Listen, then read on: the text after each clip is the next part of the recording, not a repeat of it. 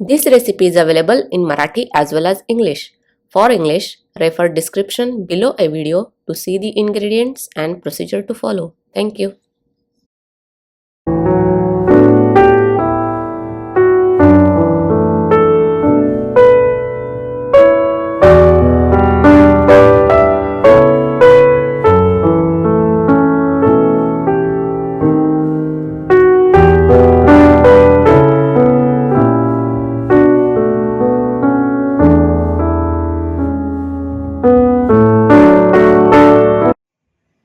नमस्कार, मी रेखाच किचनमध्ये आपणा सर्वांचं खूप खूप मनापासून स्वागत. आज आपण पारंपरिक पदार्थ पौष्टिक रुचकर नारळाच्या दुधातील पायसम कसे करायचे हे पाहणार आहोत. पायसम म्हणजेच हा खिरीचाच एक प्रकार आहे. या अगोदर आपण 19व्या एपिसोडमध्ये पारंपरिक पद्धतीने खपली गव्हाची खीर कशी करायची हे पाहिले आहे. तसेच तांदळाची खीर, शेवयाची खीर यासारखे खिरीचे बरेच प्रकार कसे करायचे हे पाहिले आहे. 111व्या एपिसोडमध्ये नारळाचे दूध कसे काढायचे हे देखील पाहिले आहे. जेवणानंतर अनेक जण बडीशेप खातात.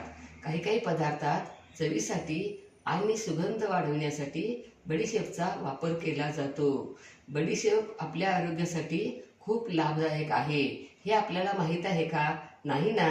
तर आज आपण आयुर्वेदिकदृष्ट्या बडीशेप आपल्या शरीराला किती फायदेशीर आहे हे जाणून घेणार आहोत आणि काही महत्त्वाच्या टिप्स देखील पाहणार आहोत.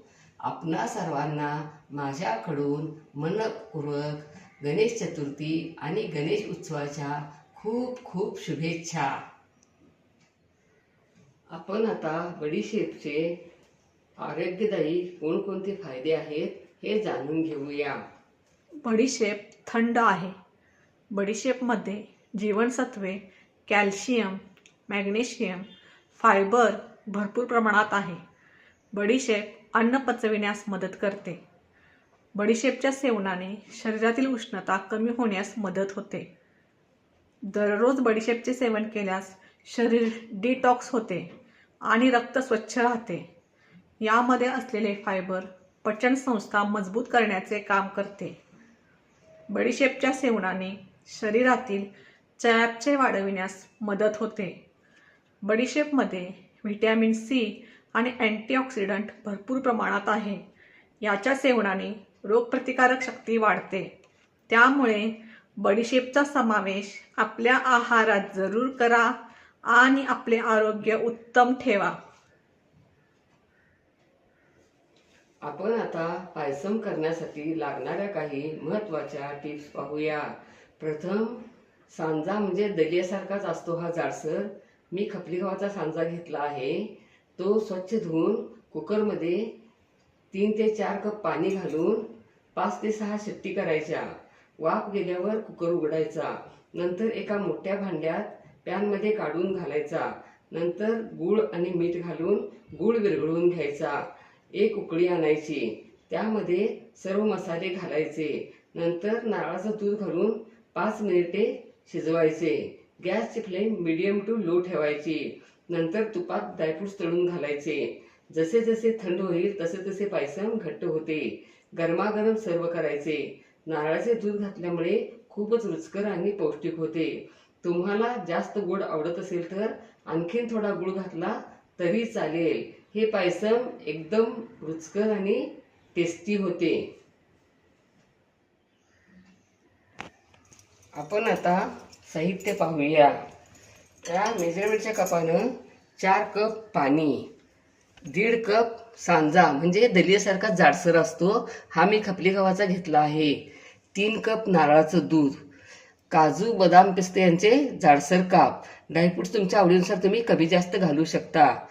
2 टीस्पून तेल, 1 टेबलस्पून साजूक तूप, 1 कप गूळ, पाव टीस्पून मीठ, अर्धा टीस्पून वेलची पूड, 1 टीस्पून सुंठ पूड, 1 टीस्पून बडीशेप पूड, पाव टीस्पून जायफळ.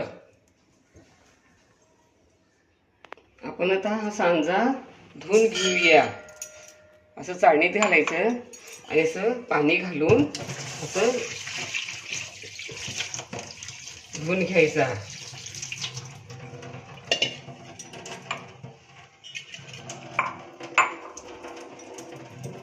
आणि आता कुकरमध्ये घालूया.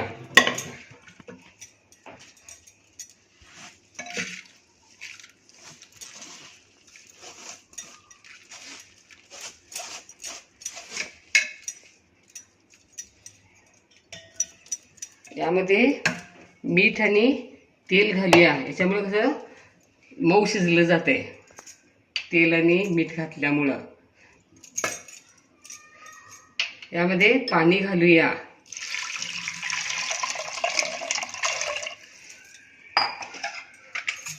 त्याचं झाकण लावूया.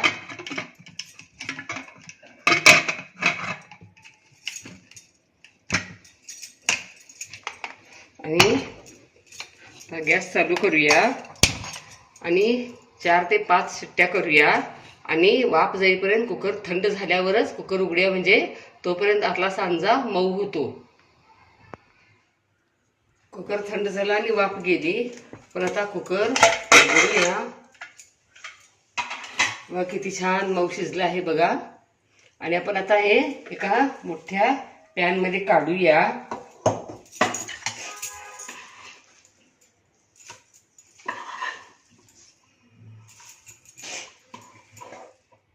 पॅनमध्ये सगळा सांजा काढून झाला.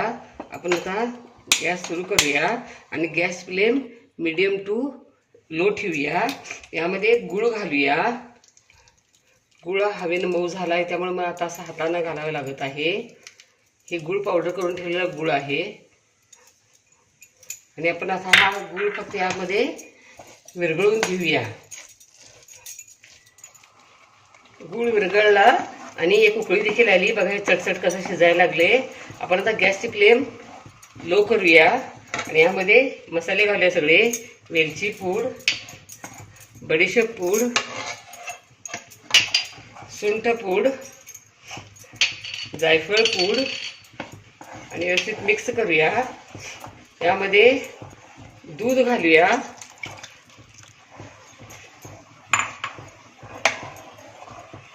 व्यवस्थित मिक्स करूया.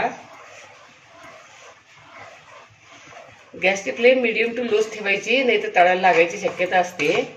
आणि आता हे नारळाचं दूध व्यवस्थित मिक्स करून झालं आणि याच्यावरती आपण झाकण ठेवूया आणि gas flame medium to low ठेवून हे आपण 5 मिनिटं शिजवूया. पायसम शिजेपर्यंत आपण आता ड्रायफ्रूट्स तुपात तळून घेऊया. यामध्ये तूप घालूया.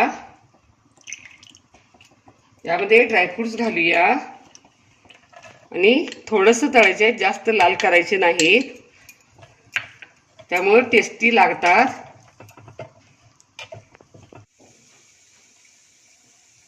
ड्रायफ्रूट्स तळून झाले. आपण गॅस बंद करूया आणि पायसम तिथे शिजून 5 ते 7 मिनिट झाली. आपण याच्यावरती ड्रायफ्रूट सगळे घालूया. आता हे मस्तपैकी पौष्टिक रुचकर पायसम तयार. वाह क्या बात है, लाजवाब. अशा पद्धतीने नारळाच्या दुधातील पायसम तुम्ही जरूर करून बघा. तुम्हाला नक्कीच आवडेल. लाईक आणि सबस्क्राईब करा. कमेंट बॉक्समध्ये कमेंट टाका. पुन्हा असेच भेटत राहू नवीन नवीन वेगवेगळ्या आणि छान छान रेसिपी घेऊन महत्त्वाच्या टिप्ससह. धन्यवाद. मस्त खा आणि स्वस्थ राहा आणि आपले आरोग्य उत्तम ठेवा. Don't forget to like, share, comment and subscribe. Hit the notification bell ting to get the notifications whenever we upload the new video. Stay tuned for healthy, homemade and tasty recipes every week. Thank you.